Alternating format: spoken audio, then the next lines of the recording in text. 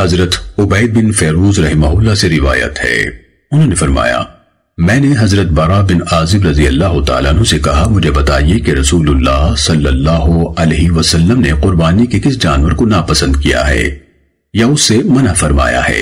انہوں نے فرمایا رسول اللہ صلی اللہ علیہ وسلم نے اپنے ہاتھ سے اس طرح اشارہ کیا اور میرا ہاتھ رسول اللہ صلی اللہ علیہ وسلم کے ہاتھ سے کوتاہ ہے، اور فرمایا قربانی میں 4 جانور جائز نہیں، وہ کانا جانور جس کا کانا پن واضح ہو، بیمار جانور جس کی بیماری واضح ہو، لنگڑا جانور جس کا لنگڑا پن ظاہر ہو، اور دبلا جانور جس کی ہڈیوں میں گودا نہ ہو۔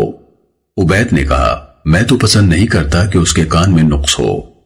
حضرت براء رضی اللہ تعالیٰ عنہ نے فرمایا جو چیز تمہیں پسند نہیں اسے چھوڑ دو، لیکن اسے کسی پر حرام نہ کرو۔ سنن ابن ماجہ حدیث نمبر 3144۔